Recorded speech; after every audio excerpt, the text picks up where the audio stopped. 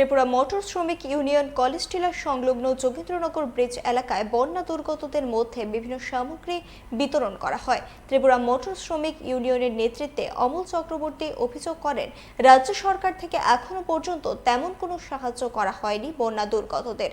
তবে বামপন্থীরা নিজেদের সাধ্যমতো মানুষকে সহযোগিতা করছেন। রাজ্যের লক্ষ লক্ষ মানুষ ক্ষতিগ্রস্ত হয়েছে। বহু মানুষ, হাজার হাজার পরিবার সেখানে নিজেদের বাস্তুচ্যুত হয়েছেন এবং কোটি কোটি টাকার জিনিসপত্র, সেখানে সম্পত্তি ক্ষয়ক্ষতি হয়েছে।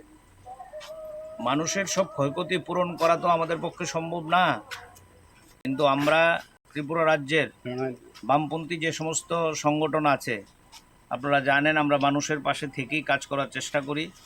মানুষের বিপদে সবার আগে তাদের পাশে দাঁড়ানো, এটা হচ্ছে আমাদের মূল মন্ত্র। এই লক্ষ্য সামনে রেখেই আমাদের ত্রিপুরা রাজ্যের শ্রমিক সংগঠন সিআইটিউ, আপনারা জানেন, এই সিআইটিউর এই অন্যতম সংগঠন ত্রিপুরা মোটর শ্রমিক ইউনিয়ন, আমাদের রাজ্যের ঐতিহাসিক সংগঠন। এই ত্রিপুরা মোটর শ্রমিক ইউনিয়নের কেন্দ্রীয় কমিটির উদ্যোগে আজকে আমরা এই যোগেন্দ্রনগরের ব্রিজ সংলগ্ন কলেজ টিলা এলাকার নদীর পাড়ের প্রচুর পরিবার এই বন্যার জলে ক্ষতিগ্রস্ত হয়েছেন। তাদের পাশে আমরা সামান্য সাহায্য নিয়ে দাঁড়ানোর উদ্যোগ নিয়েছি।